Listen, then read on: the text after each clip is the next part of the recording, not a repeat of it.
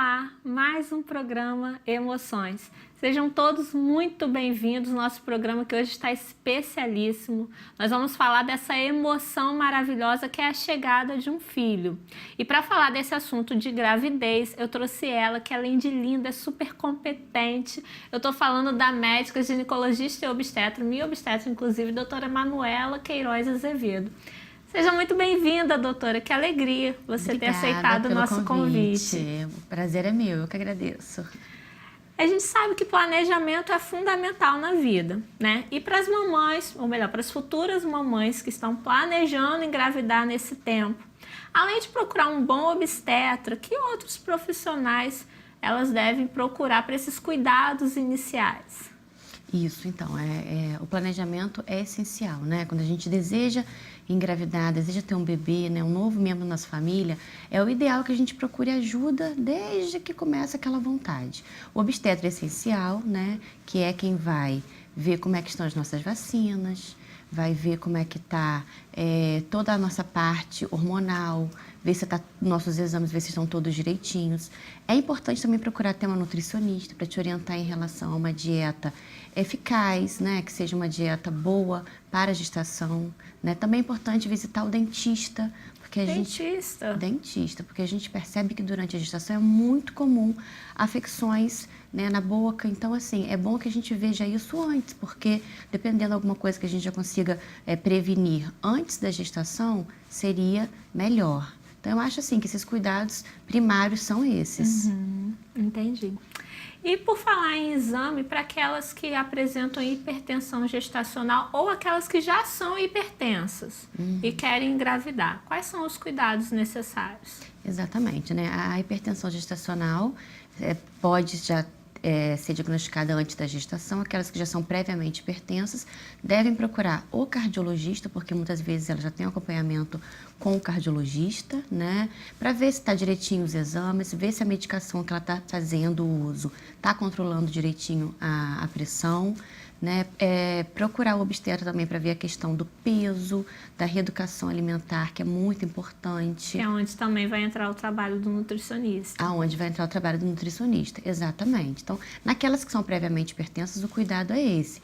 A gente pode manter as medicações que a paciente já faz o uso até engravidar. Assim que tiver o diagnóstico da gestação, deve-se procurar o obstetra imediatamente, porque muitas vezes as medicações devem ser trocadas por aquelas medicações que são permitidas durante a gestação. Entendi. Mas até engravidar, ela pode permanecer com a medicação que ela faz uso sem problema nenhum.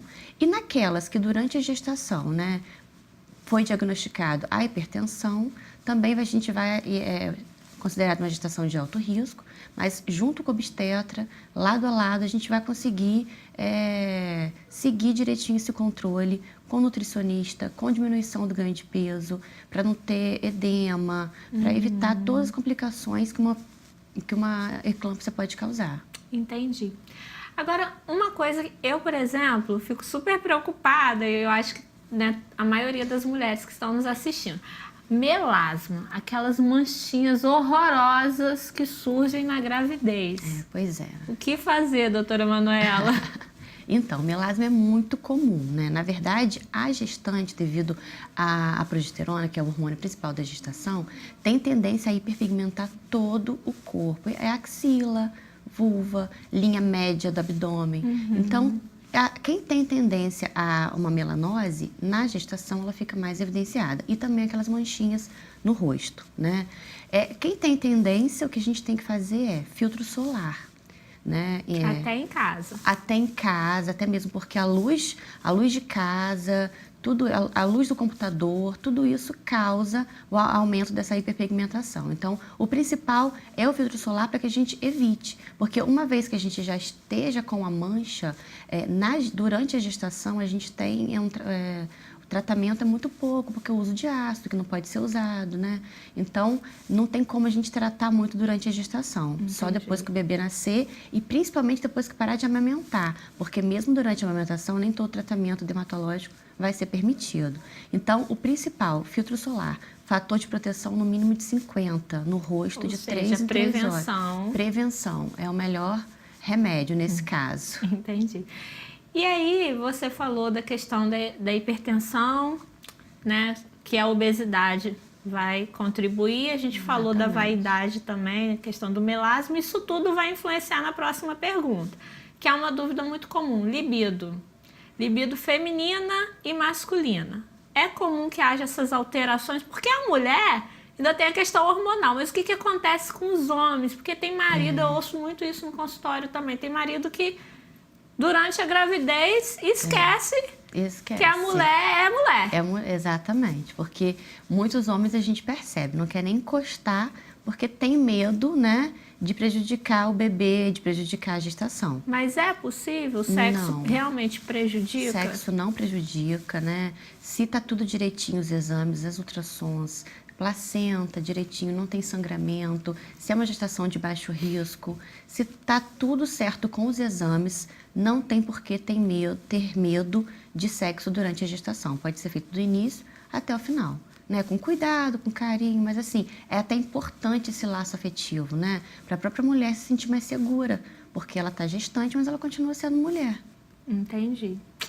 E aí, por falar nos homens, você homem que está nos assistindo, eu como psicóloga, eu percebo que os pais hoje são mais presentes. Mas você como obstetra, realmente, você tem percebido um aumento da presença paterna nesse pré, pós e durante o parto? E se há esse aumento, quais os benefícios reais, tanto para a mãe quanto para o bebê? Sim, com certeza. A gente percebe bastante, né? O aumento, essa presença paterna muito forte, né? Muitas vezes, desde a primeira consulta, a mãe já pergunta: e o pai vai poder assistir o parto, né? Essa pergunta. É uma grande preocupação. E desde o início a gente já tranquiliza a mãe e fala: não, com certeza, o pai vai estar presente, né? Que às vezes é uma pessoa que pode ter medo, não gosta muito de entrar no ambiente hospitalar, mas a gente orienta: que não vai ver aquela parte, né? Vai ficar do lado da mãe, vai ficar só, a gente vai ficar só ali ouvindo o chorinho, na parte mais emocionante. Mas tranquiliza quanto a isso, porque é importante, sim. E durante todo o pré-natal é importante, né? A presença do pai para já criar esse vínculo paterno, né, também com o bebê, e para que a mãe se sinta mais segura, né? Porque a mãe se sente mais segura e o homem participante, né? Exatamente, o homem participante, né? Importante ali, porque já que somos nós, as mulheres, que vamos carregar, mas a presença do pai, o apoio psicológico é super importante para que tudo dê certo. Entendi. Agora uma dúvida, inclusive essa dúvida é minha. As cólicas gestacionais, elas são muito comuns, mas como distinguir o que é uma cólica gestacional comum para o trabalho de parto, principalmente para as mães de primeira viagem, como eu, não ficar ligando toda hora para o obstetra? Qual é a diferença básica? A cólica ela é muito comum realmente, desde o iniciozinho. A gente sabe que tem aquela cólicazinha ali no baixo ventre fina e até o final da gestação. E à medida que o bebê vai crescendo, aquele peso, a tendência é ter mais cólica ainda. A partir de 30 semanas a gente já tem também contração, né, que a gente chama de contração de ensaio, né? Mas assim, o mais importante é o trabalho de parto, ele é uma contração rítmica, né? Ele vai acontecer de 30 a 30 minutos, depois vai só diminuindo o intervalo, de 20 em 20, 15, 10 minutos, e você percebe a mudança do tônus uterino, né? Não é só aquele incômodo, aquela dor. Se você olhar para a barriga, se você colocar a mão na barriga, você vai sentir que ela muda o tônus. Ela vai ficar com o tônus muito mais enrijecido, mostrando que ali está tendo uma contração, então provavelmente está se iniciando o trabalho de parto. Então, mesmo as mães de primeira viagem conseguem detectar a hora. Exatamente. Né? A hora que o bebê Eu sempre costumo orientar que, assim, principalmente as mamães de primeira viagem, né? No primeiro bebê, tudo acontece muito devagar, né? O trabalho de parto ele pode durar de 8 a 12 horas. Então, a gente sempre orienta para sentiu aquela dorzinha, aquela cólica, tomar um analgésico, fazer um repouso, esperar um pouquinho para ver se aquela cólica vai intensificar. Qualquer analgésico? Dependendo de cada paciente, né? Aí tem que ter contato com o obstetra para poder orientar qual analgésico que deve ser utilizado. E aí a gente orienta isso e caso a dor persista, a gente orienta que que a paciente tem que se dirigir ao hospital para ser examinada, porque aí a gente vai realmente saber o que pode estar acontecendo. Mas tudo é muito assim, com calma, com tranquilidade, porque tendo em vista que não haja sangramento, uma coisa importante também.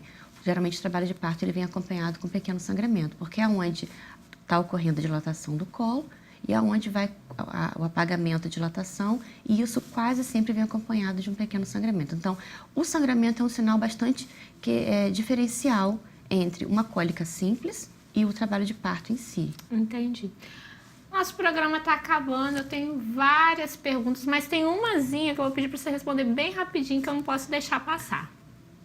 Mulheres, parto normal, cesárea ou parto natural? E aí, doutora, quais os benefícios de cada um, o que é mais indicado? Então, vamos lá. Essa pergunta é ótima. O parto normal, né, a gente não tem nem o que falar, porque é o parto normal, é um parto fisiológico. A gente fala que o bebê nasce com, sem ou apesar de qualquer pessoa. Então, assim, acho super válido, acho que para quem tem esse sonho, e tem que ser a paciente que seja adequada para isso, né? Porque eu costumo dizer que é um parto natural, um parto normal. A gente não tem como mexer muito naquilo ali, ao contrário da cesariana, que é uma cirurgia em que, para muitas mulheres em que existe algum fator de risco, tanto materno ou fetal, né, por segurança, porque a gente pode até ter um sonho de um parto normal, mas a gente tem que saber se cada paciente tem possibilidade de aguardar, de esperar, se for uma gestação de baixo risco. Se não, eu acho mais seguro a gente optar pela cesariana, porque hoje em dia é uma cirurgia, sim, mas hoje em dia é muito rápido, e um pós-operatório a gente percebe cada vez melhor das mulheres, né? Então, assim, não existe mais aquele pós-operatório tão longo, né? Então, eu acho assim que é super válido dependendo de caso a caso. Então, o mais importante é avaliar cada caso com o seu obstetra. Uhum. E o parto natural, só para falar rapidinho, eu também não sou contra, só acho que tem que ser dentro de ambiente hospitalar. Eu Esse só acho negócio que em casa, na banheira. Em casa, na banheira, nada disso. Pode ser natural, pode ser feito, pode ser acompanhado por uma doula, mas assim, que seja em ambiente hospitalar com o médico ali do lado, porque caso aconteça alguma intercorrência, a gente está pronto para poder intervir e para poder resolver. Entendi. Acho isso mais importante, a segurança. Então, avaliar cada caso e pensar sempre na segurança da mãe e do bebê. Ai, doutora Manuela, ficaria aqui o resto da tarde fazendo pergunta, mas você de casa não fica triste, não. Ela vai continuar conosco amanhã nas páginas do Jornal Diário, através da nossa coluna Bem-Estar Emocional, dando dicas para você que já é gestante ou para você que está buscando aí viver esse momento. Muito obrigada pela sua audiência, mais uma vez obrigada pela sua presença. Obrigada. E semana que vem a gente volta com mais um programa Emoções. Tchau, tchau. My love.